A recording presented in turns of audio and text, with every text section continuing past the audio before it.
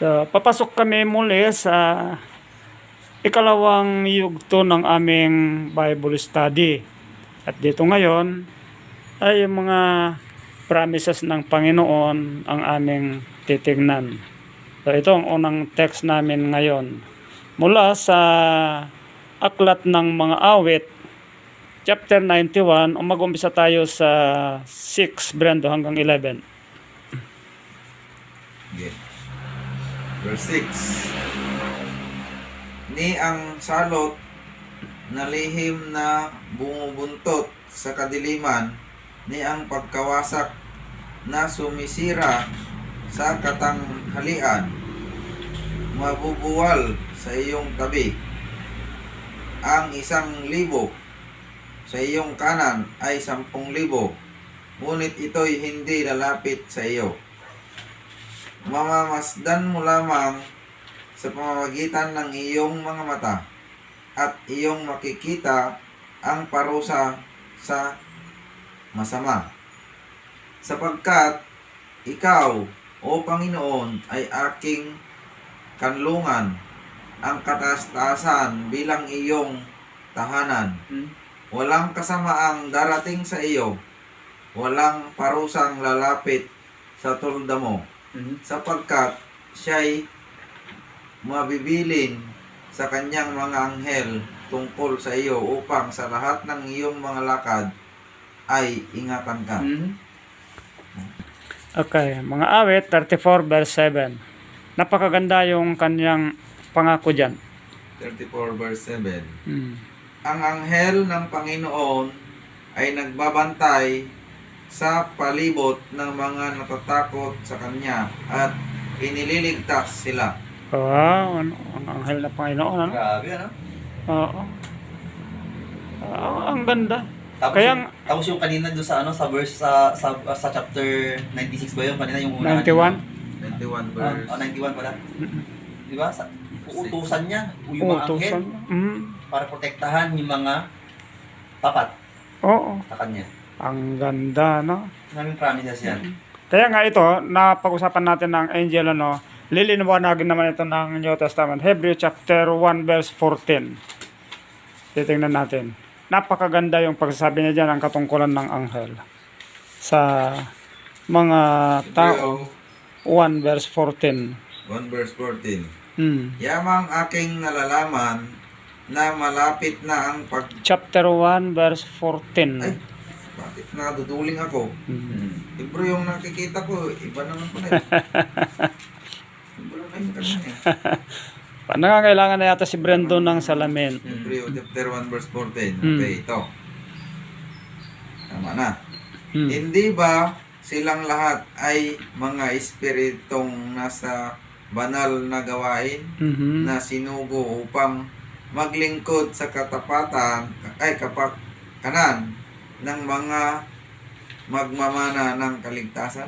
Okay, so yung mga anghel, sila yung mga naglilingkod para sa kapakanan ng kaligtasan. Nasa banal ng gawain. Banal ng gawain. Ayun. So sila yung inuutosan ng Panginoon, ano? Kung halimbawa man may panganib sa kanyang mga minamahal, uutosan niya yung anghel niya upang sila ay kanyang sakluluhan. Napakaganda, no? Kung ipahitot ng Panginoon na makuha ng kaaway yung buhay natin, eh sabi nga ni Job, di ba? Though he slay me, kahit nakunin ng Panginoon yung buhay ko, magta-trust pa rin siya sa Panginoon. Oo. Though he slay me. Ganun dapat. Kasi bubuhayin ka naman. Kasi bubuhayin ka naman eh. Kasi alam mo naman may pag-asa pa rin kahit na namatay ka kay Kristo, may pag-asa ka pa rin na inaasahan. Yun yung buhay walang hanggan. Yun yung ang ganda. Yun yung nutshell ng gospel actually. Yun yung gospel eh. Kaya hindi tayo matakot na masaya ka nga eh kung alam mong nasa Panginoon ka na kukunin. Mag-praise ka kasi alam mong may buhay pa na para sa iyo ulit na walang hanggan. Yun yung lalong mayroon. Buhay na walang hanggan. Oo. Grabe. Biruin mo yan. So ang nakakaunawa lamang dyan ay yung nagbabasa ng banal na kasulatan. Ito yung maganda dito. Nakukuha natin, nalalaman natin yung mga promises ng Panginoon. Nalalaman natin yung kung paano natin tatanggapin. Kaya kung paano naman tayo magiging matapat sa Kanya. So, napakaganda yung ating Kahit na ilang taon ka na nagiging matapat, mm, na sabihin mong yung pagtitiwala mo sa Panginoon buong buo. mm, Tapos bandang huli pag persecute ka na, bigla kang lahat na ng paniniwala mo, yung mga sakripisyo ginawa mo para lang ikaw ay maging banal. Ibig sabihin yung kagustuhan ng Panginoon, masunod mo lang. Pero sa bandang huli na persecution, natakot ka na, give up mo, walang saysay yung mga sakripisyo mo, no? Nasa finish line ka na nga eh. Finish Doon ka line na. doon Wala ka na. bumigay. Kapag bumigay, Imagine, at saka hindi pa babayaan ng Panginoon pagdating ng panahon na yon, di ba ba? Parang yung si Tama. Elijah, natakot ka agad. hindi ba pinabayaan ng Panginoon si Elijah? Gumawa siya ng paraan para makakain si Elijah eh. Oo. Kung yan lang pala, ay nako, mm, mga ibon nga sabi eh. Sayang, no? mm, Na yung mark of the Mark beast, of the beast. Mm. hindi na makabili yung mga tapat niyang anak, hindi na makakabili, dahil hindi naman magpapamarka, hindi mm. na tayo makakabili. Saan kukuha ng pagkain natin? Sana, Ayun. hindi papabayaan ang Panginoon. Amen. So, dito pumapasok yung salita ng Panginoong Hesus na hindi lamang sa tinapay nabubuhay ang tao, Amen. Sa hindi Bible. kundi sa lahat ng mga salita na lumalabas sa bunganga ng Diyos. Ito, gagawin ito ng Panginoon. No? Gagawin ng Panginoon yan. Sa sandali na dumarating tayo sa mga pagkakataong ganun, aramido na dyan. Imbaga ni Apo Jesus, Sinabi. saan laang at itinapay iti pagdagto ti tao? Hindi naman tayo yung magpro-provide eh. Siya naman. Basta yung nasa kanya tayo. Ah, At saka yung men shall not live by bread alone. Ah, Ibig sabihin, pupwedeng ko yun eh. Pupwedeng pagdating ng panahon na yun, yung promise na yun is pagdating ng panahon na yun eh, hindi ka makaramdam ng gutom pag yung Tama. salita ng Diyos yung baon-baon mo. tama. Pagka no buying and selling na at baon-baon mo sa isip mo yung salita niya, Hmm. hindi ka magugutom. Si Jesus nga, nakayanan niya eh. Oo. Kasi tao pa naman si Jesus Oo. noon. Tao siya, nakayanan niya ng 40 days na Hmm. hindi siya kumain, nag-fasting siya. Actually nung tinep nga siya ni Satanas, Gutom na siya, di ba? Actually, wala na, nabanggit ba na gutom si Kristo ron? Pwede basahin natin? Oh, basahin natin. Chapter 4, verses 1 to 4. Or hanggang lang doon lang muna. Matthew 4, 1 to 4. Super one. Hmm. Tinitempt siya makainin eh. Hmm. Matthew 4. chapter 1 to 4. Hmm. Ito. Pagkatapos nito, si Jesus ay dinala ng Espiritu Santo. Nagutom Hmm. Dinala siya Hmm. sa ilang upang tuksoin ng dyablo. Hmm. Dinala siya ng Espiritu Santo sa ilang. Hmm. So, ibig sabihin, dinala Espiritu Santo pa yung nagdala sa kanya sa ilang. Yan lang. Para May tuksoin. purpose. Hmm. Para, ay, kailangan niyang pagdaanan pala ito. Oo. Yan. Tuksoin ng dyablo. Hmm. Siya ay 40 araw at 40 gabing nag-ayuno. Pagkatapos ay nagutom siya. Nagutom na siya. Oh. Dumating ang manunukso, sinabi sa kanya, kung ikaw ang anak ng Diyos, ipag-utos mo na ang mga batong ito ay maging tinapay. Ngunit, siya'y sumagot, nasusulat, hindi sa tinapay lamang mabubuhay ang tao, kundi sa bawat salitang lumalabas sa bibig ng Diyos. Sabi nga niya, nasusulat eh. Oh. Anong ikakatakot natin doon? Eh, nasusulat. Hmm. Hindi sa tinapay lamang nabubuhay ang tao, kundi sa lahat ng salita na lumalabas sa bunganga ng Diyos. So, pagdaladala natin yun pagdating ng panahon na di na makakabili, dahil ayaw natin magpatatak sa tatak ng hayop, Hmm. pagdadala natin yung salita ng Diyos sa isip tsaka sa puso natin, anesthesia yun eh, na hindi ka makaramdam ng gutom. Kasi you will not live by bread alone, Oo. but by the word of God. Oo. Hindi ka niya hahayaang magutom na. Hmm. He will not. Kung hindi man siya mag-provide ng pagkain sa talatang yun, hindi siya mag-provide ng pagkain, hindi kaya pararamdamin ng gutom. Oo. Tama yan. At kung sakali man na talagang kailangan natin ng pagkain, nagawa nga niyang magpaulan ng mana noon. Oh, And then, isa pa. si Elijah. No, hindi sa Israel noon. Yung Israel. mana. Oo. Mana. At saka, ang isa, si Nasa ilang Elijah. Si Elijah nga yung Oh, isa pa inutusan nga niya yung mga raven, ano? Oo. Nagbigay ng tinapay at karne sa umaga at sa hapon. Alam ng Panginoon ang kanyang gagawin. Alam niya. Hindi naman na natin talaga problemahin kung Hindi na. saan tayo Hindi. kukuha ng kakainin natin. Hmm. Hindi na. Kasi kung sabi nga niya, kung nasa kanya ka Mm.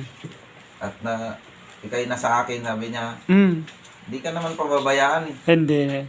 Basta sabi niya, basta connected lang tayo sa Panginoon. Oo, yun yung mahalaga. Laging nakakadikit Oo. lang sa kanya. Oo. Kasi ayaw niya na mahiwalay tayo eh. Oo, tama. Mm. Hindi niya tayo Napakagandang mga pangako ng ating Panginoong Diyos. Sobra. At marami na siyang ipinakita. Sobra. Marami na ipinakita. Tingnan natin yung sample niya dito sa lupa, no? Matthew chapter 15 verse 32. Tingnan natin yan, ano? Pangyayari dito sinabi ng Panginoon. Ano? 15:32.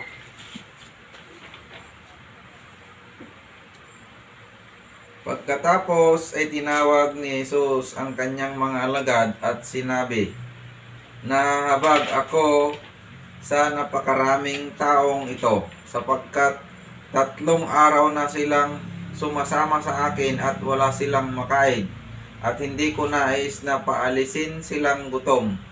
Baka himatayin sila sa daan." Okay, ito. 3 Sinubok niya yung kanyang mga apostol noon kung ano ang magagawa ng mga apostol, suggestion nila araw na. upang mapakain yun, ano? 3 araw na silang na kay Jesus. Pero hindi Nakikinig lang. Pinagaling niya lahat mula sa 29, verse 29, pinagaling niya lahat ang mga may sakit. At habang nakita nila na sila gumagaling na lahat, magaling na silang lahat, nagpupuri sila sa Panginoon. No? 3 araw at 3 gabi na silang pumupuri sa Panginoon. Nakikinig sa Kanya. Hindi nakaramdam ng gutom. Hindi nakaramdam ng uhaw. Hindi inantok. Hindi napagod. Wala. Komportable sila sa piling ng ating Panginoong Sino Hesus. mo yan? So, napakaganda. No? Nagbigay na nga ng 10 dito pa lang sa lupa.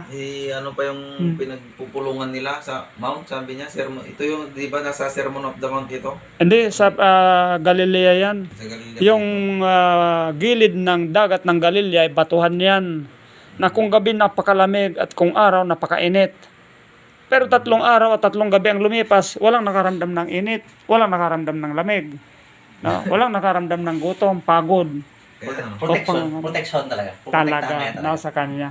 Protektahan nga talaga. kung, kasi hindi sila nakapokus dun sa physical na ano eh. Doon sila Hindi. nakapokus dun sa kay Jesus eh. Ayun, Mga sinasabi niya, mga salita niya, doon sila, mga tao doon nakapokus. pumasok dito, Hindi yung sarili nila yung iniintindi, kundi yung si Jesus yung sinasabi niya sa Yung mga salita niya. Oo.